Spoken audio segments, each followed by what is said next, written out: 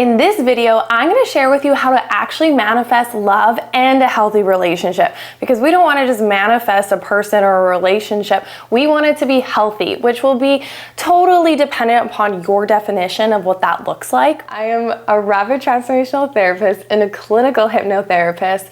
With my understanding of the subconscious mind, I've just been able to make such clear connections of how our subconscious really affects what we manifest or don't manifest, which is really not spoken about enough when it comes to manifestation, because it's not just surface level practices. Some desires actually require deeper engagement. And I found around manifesting love, if it's just not happening for you, or you keep attracting the same person that is not a healthy relationship for you, there's a deeper going inward and healing of inner wounds, parts of yourself, the inner child, that when that part of you actually gets to be upgraded and aligned and transformed to who you really are in this now, the love comes, and it comes in ease, and it's the healthy relationship you've been looking for. But first and foremost, we have to look at what is blocking you from manifesting love, because all the manifesting techniques, all the affirmations will not work if you have subconscious limiting beliefs or inner wounds that are blocking love, that are opposing love. Science shows and proves we run off of our subconscious 95% of our day. So if we're not looking at that part of our mind and we're wondering, why are we not manifesting love? Or even if you are manifesting love, you have in the past, yet it's unhealthy, toxic relationships, or unemotionally available people, or physically unavailable people. I had a client who kept attracting married people, and obviously if you want a healthy relationship and love, that probably does not coincide with each other. Or even if you keep attracting narcissists. So I'm gonna chunk this video into 4 parts. The first part as to what inner wounds could be leading to you actually, manifesting coming into relationships but aren't the healthy ones that you actually want or desire. Number 2, the subconscious limiting beliefs that are about love or yourself that are actually opposing from you manifesting your healthy love and relationship. And number 4, my favorite manifesting practice and technique that has worked for all the clients that I've gifted it to, and it's definitely worked in my life many times. So stay to the end to definitely check out that one. But again, we have to start with the first step of what is really going on in our inner world that is opposing that healthy, loving relationship that we desire.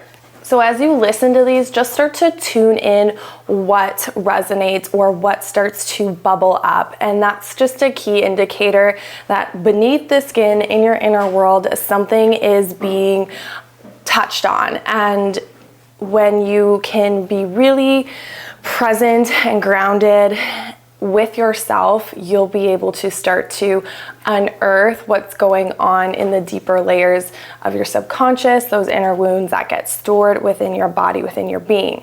So the first one I'm going to go over is the rejection wound. So this wound is actually keeping you from feeling the pain, the disappointment, all those emotions of being rejected.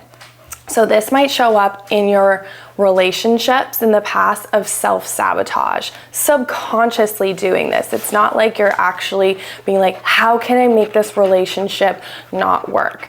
It is self-sabotage, this part within you that is protecting you from feeling the pain of being rejected. So you kind of reject the relationship.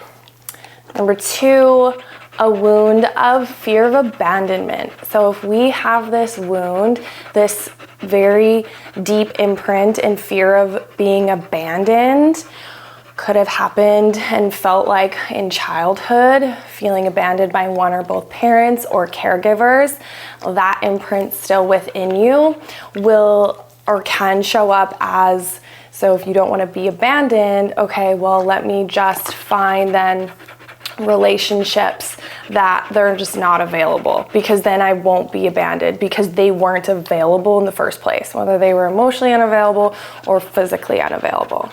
the not safe to be loved wound. So there could be a part of you that doesn't feel safe to be loved, whether that was a painful relationship with a parent that are meant to love you unconditionally and we didn't feel that. Something could have happened in your past where being loved wasn't safe. So now you're operating from this wound of, I'm not safe to be loved. Okay, well, physically unavailable people, can't be fully loved by them because they're just not physically available. And then you're protecting, this part is protecting you from being loved because there's this connection that unsafety, love are together. The codependent wound. So if you have codependency, anxious attachment style, you're unhealthy empathing, you are like a flame to a moth, narcissist to you, because we get tripped up on that law of attraction is like attracts like.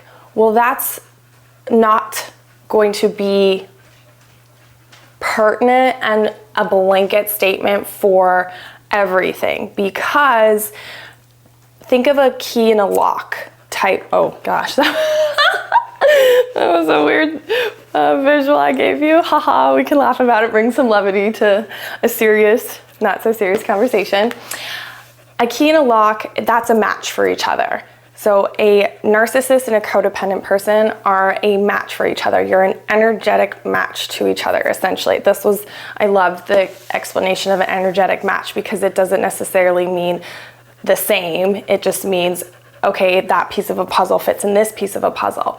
So if there's I need to fix them wound, you will attract people that are needing to be fixed or quote unquote broken. Not that anybody is broken, but just notice, do you always go for the people that, are a project to fix? And if toxic relationships are a pattern in your past, starting to notice what that similar thread is within them. So for example, if it's like chaotic relationships, because your subconscious loves what is familiar, it will go and seek for familiarity. So it will seek for that familiar chaotic relationship, the very high highs and the very low lows. And if you look back in perhaps your childhood was chaotic relationships, a chaotic household, what was shown to you? And then that becomes the subconscious programming of what the deep part of your mind is looking for. So this is why if you just try to put affirmations on top of subconscious roots, you're not getting rid of the subconscious roots. You're just dealing with the consciousness part. So this picture is a tree and the roots. So the roots below the soil is your subconscious mind, and up here is your conscious mind, is your experience. So if you have any of those wounds I went over, and this isn't an exhaustive list of the wounds, these are examples of some, so hopefully it'll start to unearth, if it's not exactly what I explained, what your inner wounds are. And we'll get into what the subconscious limiting beliefs are as well, that you get to start to, in that third part of the video, where I'll be able to help you address and connect and hold and transform those different wounds and parts of you and give them an upgrade, just like we upgrade our phones. The inner software gets an upgrade as well. So these inner wounds are fueling you, your experience. So you're sending a signal out energetically, emotionally, our electromagnetic signatures, our thoughts and our feelings, casting that out into the world.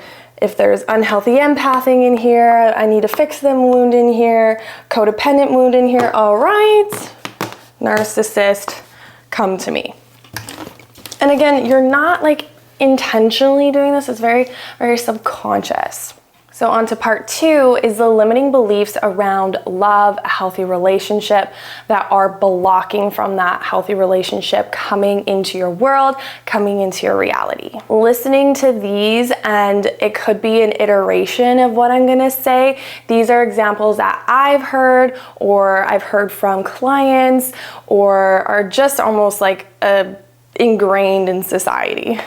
So number 1, there's no one good left. I don't know how many times I've heard this, and especially if you are starting to merge into the age of 30s or 40s, or your second or third relationship after a longer marriage. It's like, well, there's no one good left, and not at my age. At my age, it's hard to date. All these limiting beliefs, and think of the word limiting, it's limiting your perception, it's limiting your view. The mind will always filter out what is from the subconscious, because we're processing so many bits of information per second that our brain would like explode if we like heard all the sounds and smelled all the smells and like everything. So the filter of what we actually see is based on a few things, but of course your beliefs and what's going on in your subconscious. So if you're full of these limiting beliefs, no one good left, you're not gonna see anyone left. So for example, I moved to a city in Canada where it was notoriously said there's no men left, and that's my preference, and there's no one good left.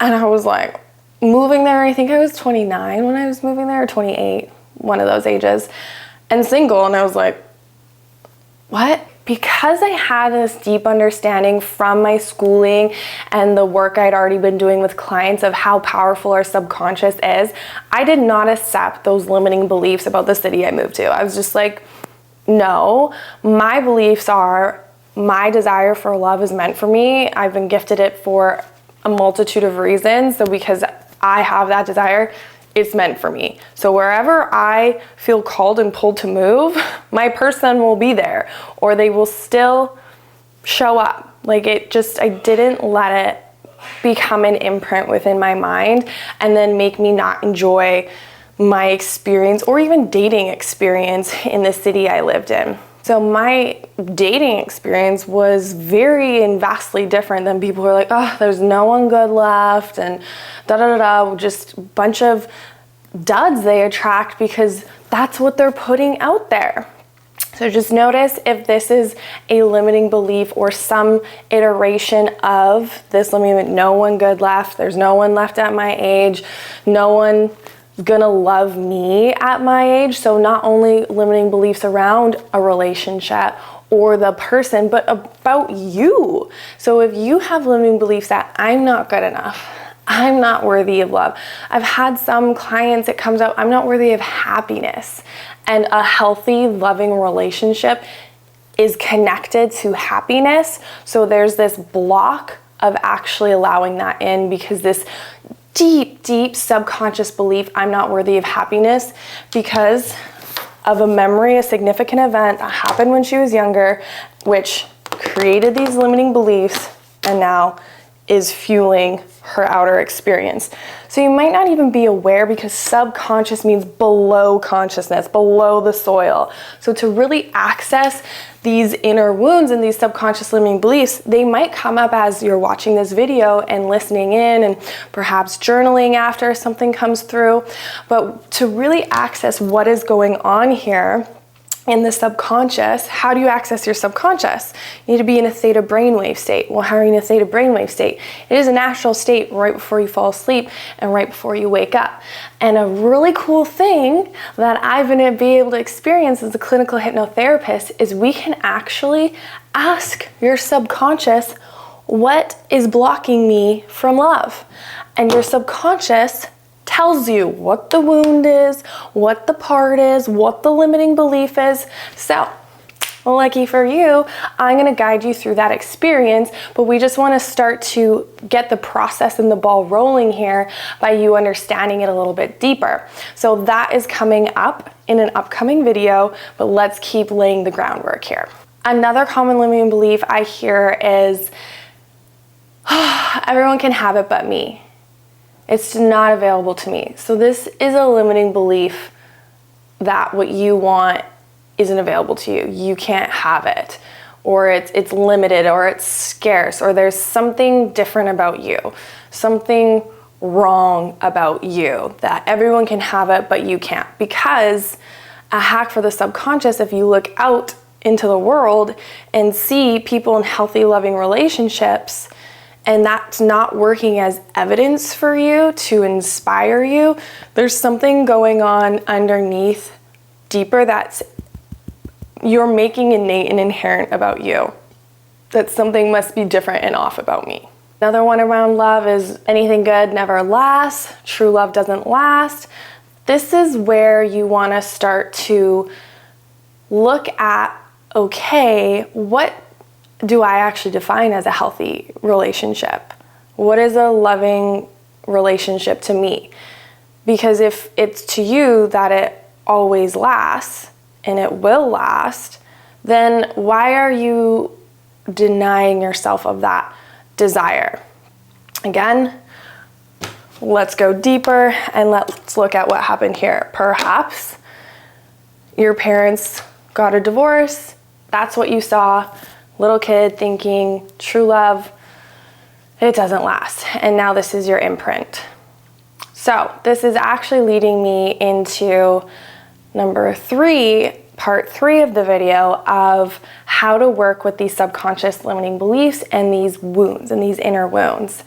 So first off, if we work with that true love never lasts, yet you have a desire for true love, there's misalignment here and there's something off, and you can probably feel that in your body. That's probably why you feel angst and like frustrated and annoyed and disappointed or hopeless and helpless around love in a healthy relationship, because there's 2 parts of you that are at battle. So becoming really, really aware and using your discernment of your higher self, true self, authentic self, insert whatever word here, and a younger part of you, your inner child, your inner teenager, your inner 20-something-year-old, okay?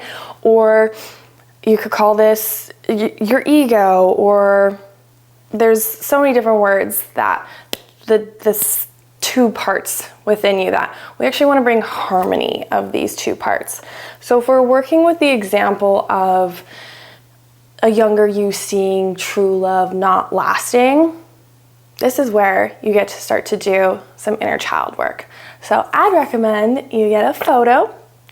This is baby Megs.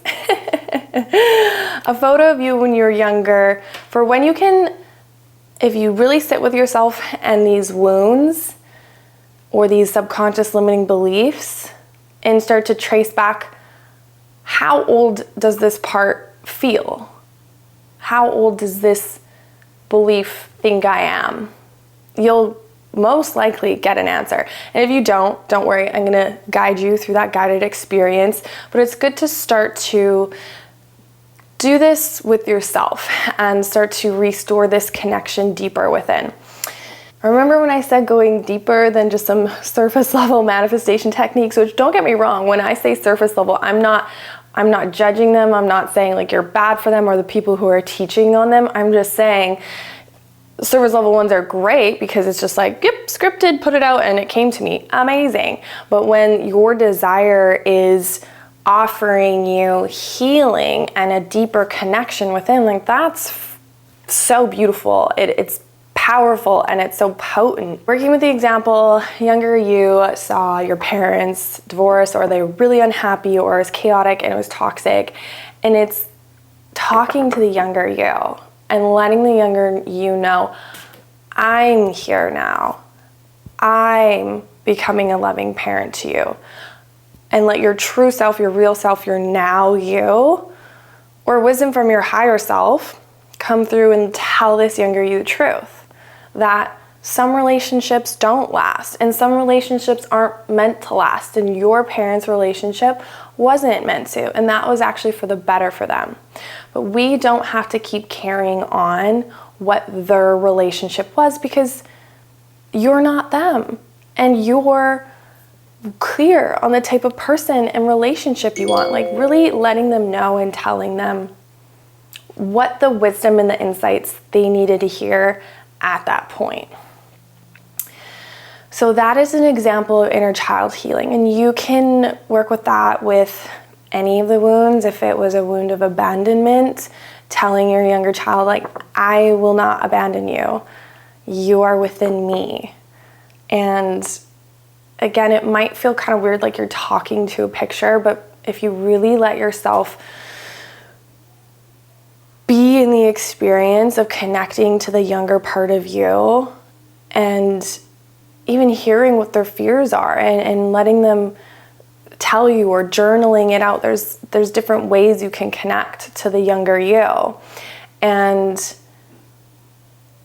the healing or the support or the truth, like if it's a limiting belief around you that I'm not good enough, I'm not worthy, or I'm not beautiful enough, like, how old does that part think you are? And if you're like, well, it's me now, I want you to look at a picture of you when you're a baby. Because when you were a baby, when you were born, and if you have kids, this actually like helps you connect even more, because looking at your kids when they were born, did you ever look at a baby and deem them not good enough for love? Or not worthy for love? No, you didn't. So innately, inherently, you are good enough. You are lovable. So working with limiting beliefs and actually coming to what the truth is. So you can call them liberating beliefs. I like to call them truths. Like, that's just the truth. That's just the truth about you. The truth about you is you were born enough, you were born worthy, you were born lovable, and nothing has changed. So if that is where you more align with, like, okay, more so with a healthy relationship and manifesting love, it's around limiting beliefs around me. I have this affirmation video where it's all about coming back to that deeper remembrance. You're born enough, you were born lovable, you were born worthy, to feel first and foremost this self-love. Because in the law of attraction way of like attracts like, this is where the work on yourself is really key and really important for manifesting that loving, healthy relationship, because the love within you attracts that love outside of you. Definitely work with that video. And the thing is, with affirmation work or any type of subconscious work, understanding that repetition is key and is truly, truly important, because that is how you create new neural subconscious nets and pathways that get imprinted and seared in. If you have heard like of embodiment work as well, that's like in your body, energy, mind, body, you will actually feel and notice the difference. So it's not just a one-time thing. You do want to listen for 21 days is a sweet spot that science and research shows us for that to be seared in within the subconscious. And then if you've connected to a wound, a fear of abandonment, or again, this familiar pattern in a relationship or codependency wound, you can work with these different wounds and parts of you by connecting with it and asking it what it's doing for you. What does it think and believe about love and a healthy relationship?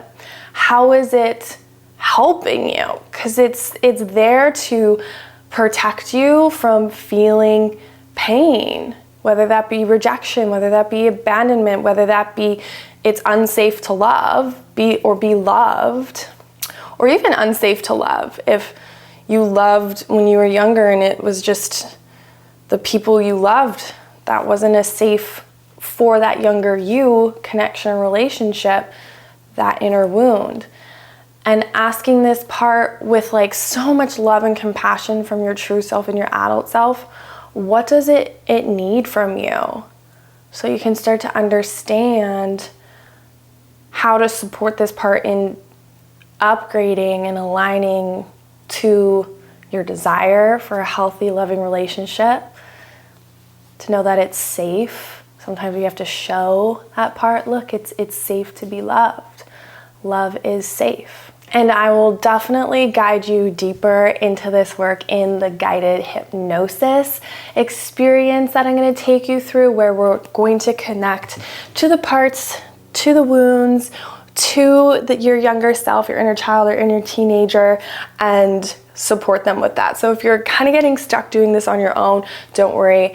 In the upcoming video, we will do that together.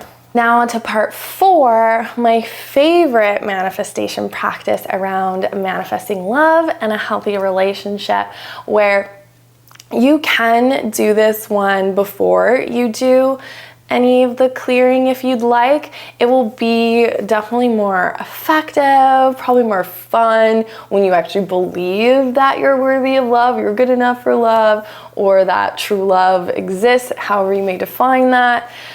So what I want you to do is get out a journal and write out the qualities of your healthy relationship or the love that you desire. Qualities about them, how the relationship makes you feel. So I wouldn't say getting super hung up on like the physical attributes. Of course, if there's like something that just really lights you up, like a bright beaming smile, of course, writing that down. But if you want to start off your list with, I wrote angels, guides, God, you can write anything that resonates with you if those words don't. I asked you to put me on the same frequency as my male romantic soulmate partner, and I added in the word everlasting. So, and just have fun with the list. Have fun with connecting to the relationship, to the person. And this is great for, especially if you have maybe that familiar pattern relationships where they're toxic or chaotic. Like, what do you actually want to experience in a relationship? You don't want to say not or don't, like write down what you actually do want. So if it's like not a narcissist, write down someone who is truly loving, kind, caring, and genuine, like to their essence, because your subconscious understands what you are saying, not the words like nots and don'ts. You don't want to say what you don't want, saying what you do want, and writing that down and being really clear with that. Now, I don't want you to get hung up on if you have a list and someone comes in that's like really close to that, because your person may grow into some of the things you wrote down that in that very now they're not yet cultivated within.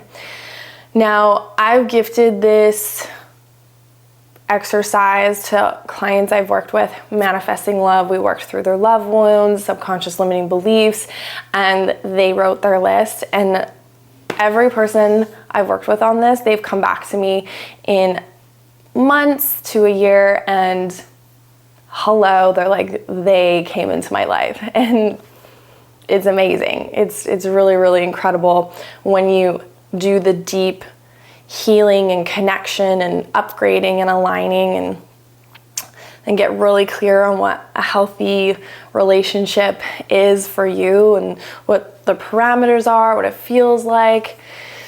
Yeah.